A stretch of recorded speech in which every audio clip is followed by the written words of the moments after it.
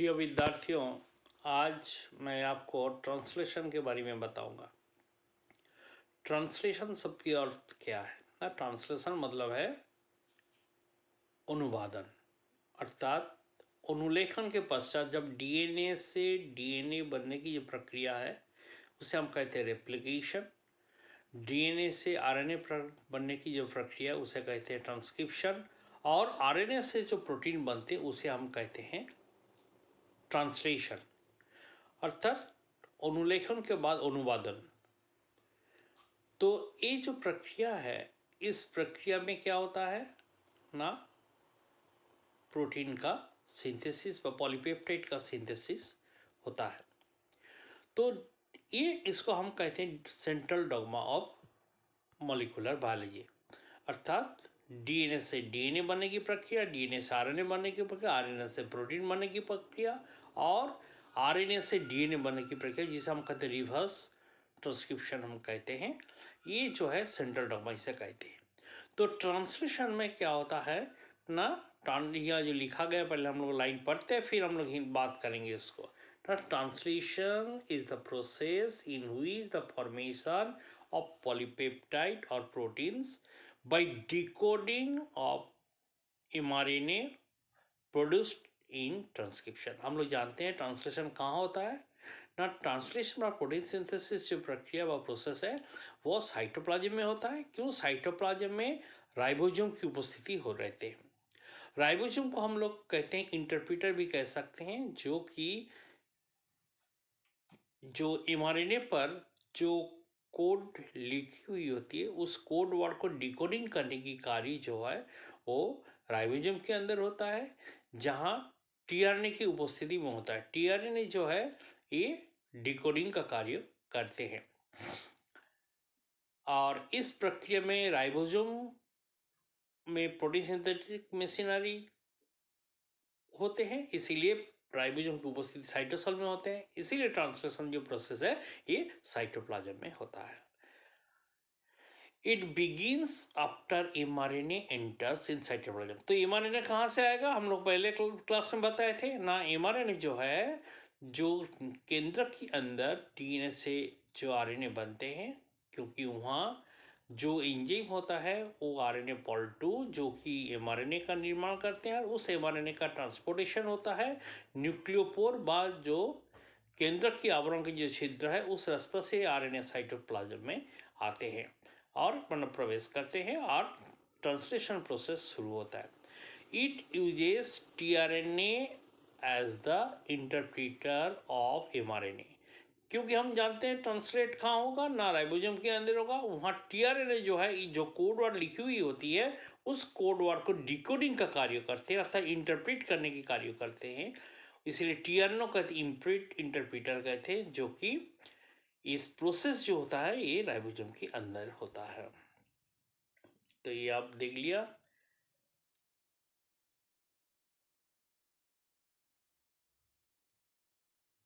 Next जो है,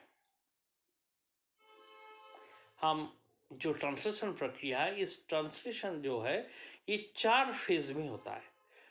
जो फर्स्ट फेज है उसे हम कहते हैं, ये जो फर्स्ट फेज है इस फर्स्ट फेज को हम कहते हैं इनिशिएशन फेज। तो 4 फेज है, एक इनिशिएशन फेज, एक इलोंगेशन फेज, ट्रांसलोकेशन फेज और टर्मिनेशन फेज। 4 फेज में ट्रांसलेशन की जो प्रोसेस व प्रक्रिया है ये पूरा होता है।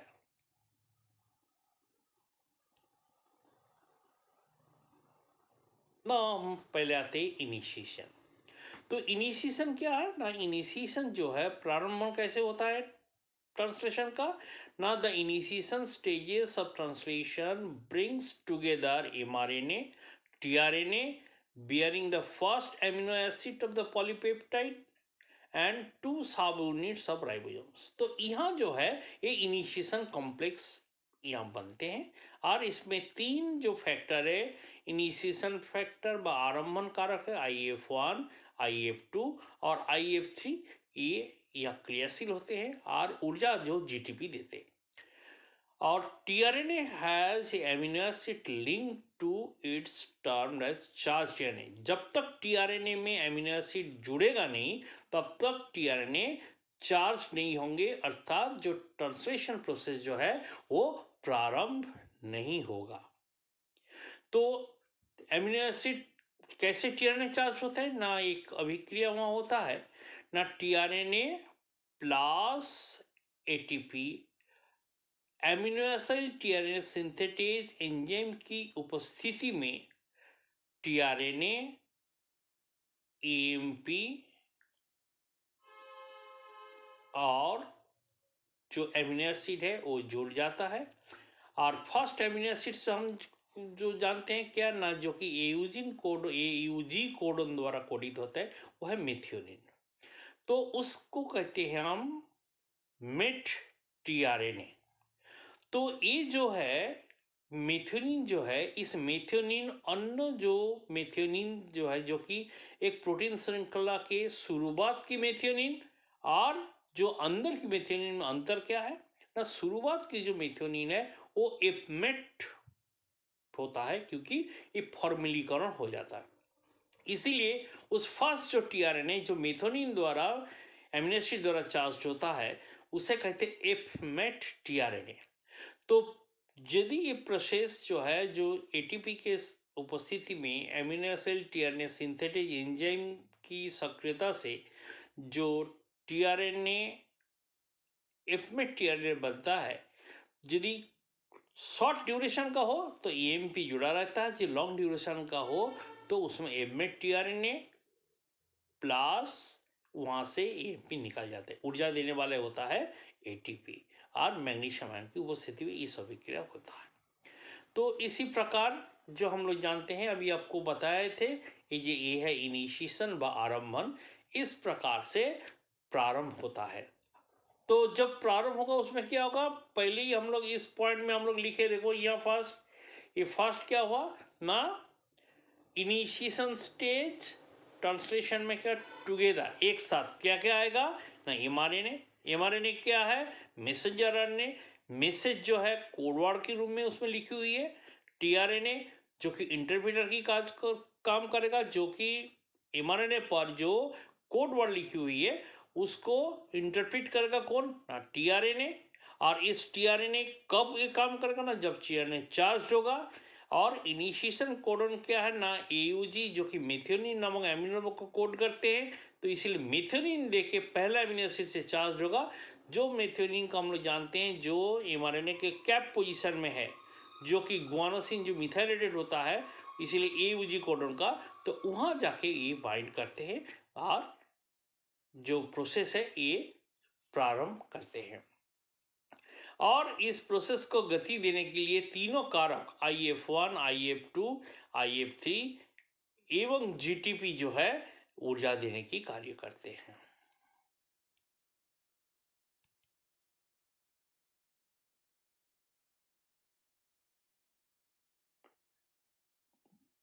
तो यहाँ ये देखो लिखा गया है IF1 and IF2 bind to free 30S उबिकाई। तो हम लोग ये जानते हैं क्या 30S उबिकाई क्या है ना, राइबोसोम जो है हम लोग बड़ी उबिकाई या छोटी उबिकाई, छोटी उबिकाई जो होते हैं साबिट 30S साबिट का होते हैं। तो IF1 और IF2 का कार्य क्या है ना, फ्री 30S जो साबिट ने उसके साथ बंधन करना।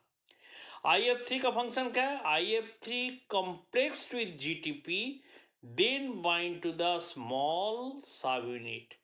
GTP के साथ मिलकर IF3 जाके जो छोटी उबिकाई उससे बंधन करते हैं and it will assist the charge initiator. ये चार्ज इनिशिएटर देखो यहाँ assist the charge initiator and the assembled ribosomes has tRNA binding sites. हम लोग जानते हैं राइबोसोम में दो बंधन स्थल होता है, एक बंधन स्थल को कहते हैं हम एमिनो एसिड एक्सेप्टर साइट, जिसे ए साइट कहते हैं, और दूसरे को कहते हैं पी साइट, मतलब है जिसको हम लोग कहते हैं पी पेप्टिडाइल साइट भी कहते हैं, बट डोनर साइट भी कहते हैं, क्योंकि ए साइट के अंदर पॉलीपेप्टाइड बंधन करता है, इसलिए हमारे पी साइट और पेप्टिडाइल साइट, अर्थात पॉलीपेप्टाइड जो है वो इसके साथ जुड़ा हो रहता है। ए साइड मतलब एमिनो एसिड एक्सेप्टर साइड, जो कि टीआरएनए के जो फर्स्ट जो है एमिनो एसिड जो charge tRNA amino acid tRNA वो इसमें जाके फिट होते हैं। The A side is where the incoming amino acid tRNA molecules bind and P site where the growing polypeptide chain usually found। तो ठीक है, जो चेन बड़ी व लंबी होता है उसमें ये क्या होता है ना, ये चेन जो है ये वहाँ पाया जाता है पी साइड में।